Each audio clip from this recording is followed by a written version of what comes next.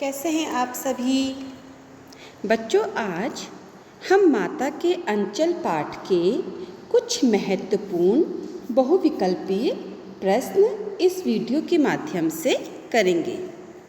आप सब जानते ही हैं कि बोर्ड एग्ज़ाम में अब आपके बहुविकल्पीय प्रश्न कृतिका पुस्तक से आने वाले हैं, तो हम उसी की ही तैयारी करते हैं। तो चलिए प्रारंभ करते हैं।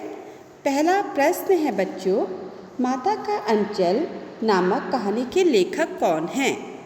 किसने लिखी है माता का अंचल कहानी, आपको बताना है। आपके पास ऑप्शन है ए कमलेश्वर जी, बी श्री पूजन सहाय जी, सी प्रेमचंद्र जी और डी मधु कांकरिया। बच्चों मेरे साथ साथ आप इन प्रश्नों के सही उत्तर भी अपनी पुस्तिका में लिखते जाइए और वीडियो अंत तक जरूर देखिएगा, क्योंकि अंत में मैं आपको इन सभी प्रश्नों के उत्तर फिर बताऊंगी। सेकंड प्रश्न है बच्चों, लेखक बचपन में किसका तिलक लगाता था? ऑप्शन है ए चंदन का, बी गौरस का, सी रोली का और डी भभूत का। इन चारों में से जो भी सही आंसर है आप उससे लिख लीजिए। क्वेश्चन 3 है, भभूत लगाने से लेखक क्या बन जाते थे? Option a Shri Krishna, b Shri Ram, c Bam Bhola और डी राजकुमार। क्वेश्चन 4, लेखक का वास्तविक नाम क्या था? Option a Tarkeshwar Nath, b Mahesh Nath, c Prithviraj और डी भोलानाथ। क्वेश्चन 5, लेखक के पिता बचपन में उसे क्या कहकर पुकारते थे? Option a Nath, b Bholanath, c Amarnath और d d Shiv Maharaj. Question 6 है बच्चों, लेखक के पिताजी कितनी बार राम शब्द लिखकर रामनामा बही पोथी बंद करते थे? ऑप्शन ए 500 बार, ऑप्शन बी 600 बार, ऑप्शन सी 700 बार और ऑप्शन डी है बच्चों 1000 बार। आपको बताना है कि लेखक के पिताजी कितनी बार राम नाम शब्द लिख करके अपनी रामनामा बही को बंद करते थे। नेक्स्ट है क्वेश्चन नंबर 7, मर्दुए शब्द कहानी में किसने किसके लिए प्रयोग किया है? किसने कहा है और किसके लिए कहा है? ऑप्शन ए है लेखक के पिता के लिए, लेखक ने पिताजी के लिए, बी है लेखक की माता ने उसके पिताजी के लिए, सी है लेखक की माता ने लेखक के लिए और डी है इनमें से किसी ने नहीं। आपको बताना है कि मर्दुए शब्द किसने किसके लिए प्रयोग किया है। क्वेश्चन नंबर 8 है बच्चों, ठौर का अर्थ है। ठौर शब्द जो हमारी कहानी में आया है उसका अर्थ क्या है, यहाँ पर आपसे पूछा जा रहा है। तो ऑप्शन ए है ठहरना, बी है दौड़ना, सी है स्थान और डी है आकाश। इन चारों ऑप्शन में से जो ठौर का सही अर्थ है वो आपको बताना है। नेक्स्ट है बच्चों क्वेश्चन नंबर 9, लेखक गली में कौन सा खिलौना लेकर जाते थे? ऑप्शन है ए कार, बी बैलगाड़ी, सी हाथी और डी काठ का घोड़ा। अब आपको बताना है कि चारों में से कौन सा खिलौना लेके लेखक गली में खेलने जाते थे। क्वेश्चन नंबर 10 है, बच्चों को लेखक को बचपन में कैसे खेल पसंद थे? लेखक किन तरह के खेलों को अपने बचपन में खेला करते थे? ऑप्शन है तरह तरह के नाटक करना, बी है गिल्ली डंडा खेलना, सी लुका छिपी खेलना और चोर सिपाही बनना। इन चारों में से कौन सा खेल लेखक को पसंद थे आपको वो बताना है। नेक्स्ट क्वेश्चन है क्वेश्चन नंबर 11, भोलानाथ किसको देखकर सिसकना भूल जाते थे? ऑप्शन ए अपनी माँ को, बी अपने पिताजी को, सी अपने भाई को और डी खेल के साथियों को। अब इन चारों में से किसको देखकर भोलानाथ सिसकना भूल जाते थे? आपको यहाँ पर सही ऑप्शन का चुनाव करना है। क्वेश्चन नंबर 12 है बच्चों, भोलानाथ और उसके साथी अपने घरौदों के किवाड़ किस चीज़ से बनाते थे? जब भोलानाथ और उसके साथी खेलते थे तो वो अपने घरौदे के किवाड़ मतलब दरवाज़ा किस चीज़ से बनाते थे?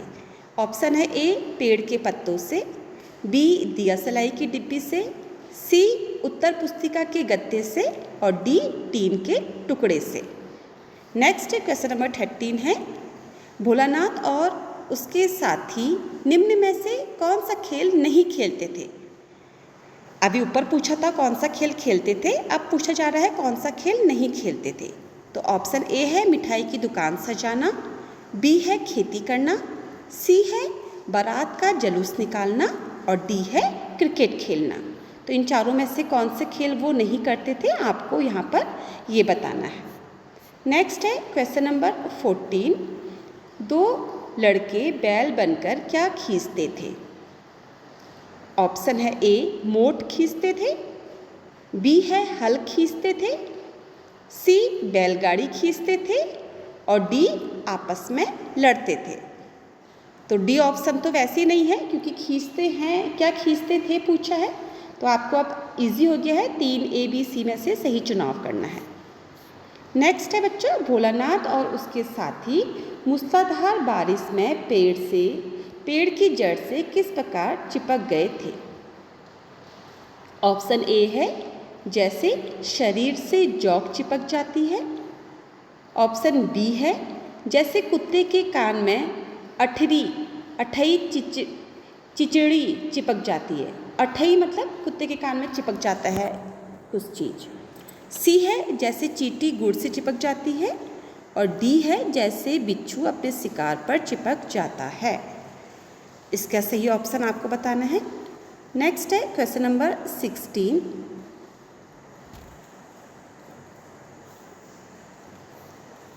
क्वेश्चन नंबर 16 है बच्चों, बुढ़वा बेईमान मांगे करेला का चोखा कहकर बच्चों ने किसको चिढ़ाया था?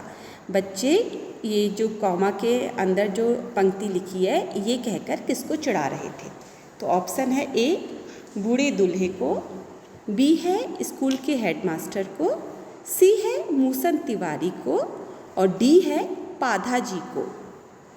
नेक्स्ट है मकई के खेत में किनका झुंड चर रहा था? ठीक है, तो ऑप्शन है आपके पास ए बकरियों का, बी भैंसों का, सी चिड़ियों का और डी भेड़ों का।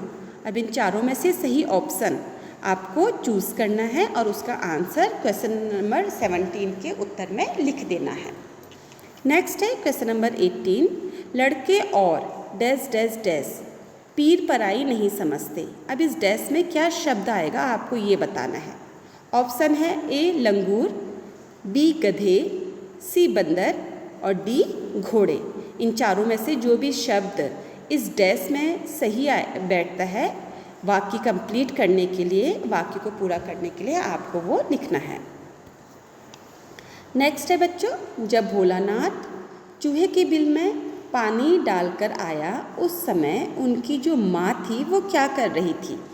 ऑप्शन ए है दाल बना रही थी, बी है चावल साफ कर रही थी, सी है सो रही थी और डी है कढ़ाई का कार्य कर रही थी।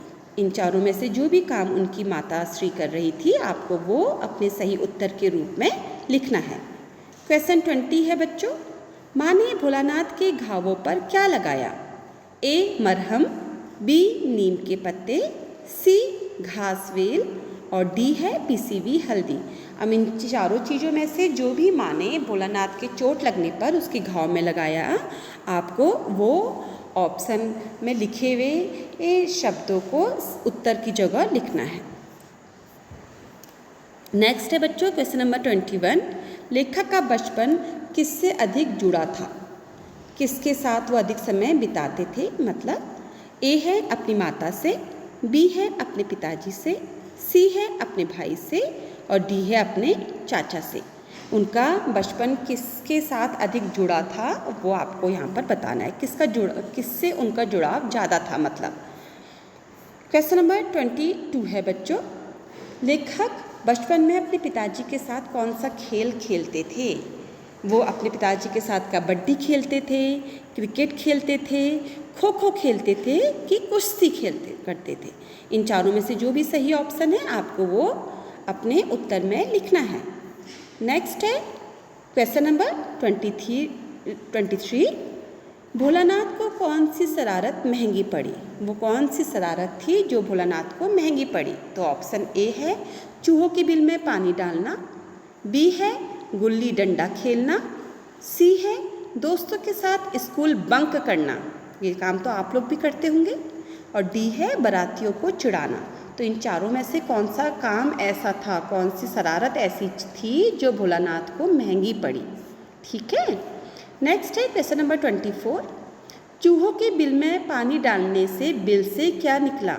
जब भोलानाथ ने अपने दोस्तों के साथ मिलकर के चूहे के बिल में पानी डाला तो उस चूहे के बिल से क्या निकला? ऑप्शन ए है चूहा, चूहे का बिल था तो चूहा ही निकला होगा ना। बी है छुछुंदर, सी है नेवला और डी है सांप। अब आपको बताना है कि चूहे के बिल से चूहा निकला, नेवला निकला, छछुंदर निकला कि सांप निकला। ठीक है। नेक्स्ट है क्वेश्चन नंबर 25। सांप से डरकर भोलानाथ ने कहाँ शरण ली? ऑप्शन ए है पिताजी के पास, बी है माता के अंचल में, सी है मित्र के घर और डी है विद्यालय में। जो भी सही ऑप्शन है आपको वो लिखना है उत्तर में। क्वेश्चन नंबर 26 है बच्चों, विपदा के समय बालक माता के पास ही क्यों शरण लेता है? क्या कारण है कि वो माँ के पास ही शरण लेता है? ऑप्शन ए है माता सहनशील होती है, बी माता बच्चे की अधिक सहायता करती है, सी माता का अंचल प्यार और शांति देने वाला होता है और डी है माता बच्चे को गलती पर नहीं डांटती। इन चारों में से जो भी सही ऑप्शन है उसे उत्तर में लिख लीजिए। नेक्स्ट है क्वेश्चन नंबर 27। माता के अंचल उपन्यास में कब का घटनाक्रम अंकित है? ऑप्शन ए है 1930 के दशक का, ऑप्शन बी है 1940 के दशक का, सी है 1950 के दशक का और डी है 1920 के दशक का। इन चारों में से आपको बताना है कि जो उपन्यास है माता का अंचल ये कब का घटनाक्रम है। ठीक है। नेक्स्ट है बच्चों क्वेश्चन नंबर 28। अमोला किसे कहते हैं? किसे कहते हैं अमोला? ये पूछा गया है आपसे। ऑप्शन ए है आम का उगता हुआ पौधा, बी है आंवला, सी है अनान का पेड़ और डी है एक प्रकार की सब्जी। अब इन चारों ऑप्शंस में से आपको ये बताना है कि अमोला किसे कहते हैं। नेक्स्ट है 29 क्वेश्चन नंबर, मृदंग कब बजती है? ऑप्शन ए है जब बूढ़ों का संग होता है, बी है जब विद्वानों का संग होता है, सी है जब लड़कों का संग होता है और डी है जब एकांत हो। नेक्स्ट है क्वेश्चन नंबर 30। लेखक बचपन में से ही किसके गले लग गए थे? ऑप्शन ए है माता के, बी है भाई के, सी है बुआ के और डी है पिताजी के। इन चारों में से जो भी सही आंसर है उसे आप लिख लीजिए। तो बच्चों हमारे 1 से लेकर 30 तक ये प्रश्न कंप्लीट हो गए हैं। अब आपने इसे किया है, अब जल्दी से आप मैसेज बॉक्स में लिख के बता दीजिए कि आपके कितने आंसर ठीक हैं। नीचे मैंने आपको इसके आंसर्स दिए हुए हैं, आप यहाँ से अपने आंसर्स चेक कर सकते हैं। बच्चों कैसा लगा आपको ये वीडियो मुझे ज़रूर बताइएगा, क्योंकि जब आप बताते हैं तो यही आपकी जो कमेंट्स हैं वो मोटिवेशन का काम करते हैं नया वीडियो बनाने के लिए। और अगर आपको लगा हो कि ये वीडियो काम का है तो इसे शेयर ज़रूर कीजिएगा। धन्यवाद बच्चों। ये उत्तर है, आप लोग जल्दी से अपने आंसर्स चेक करके मुझे मैसेज बॉक्स में लिख के भेज दीजिए। धन्यवाद बच्चों।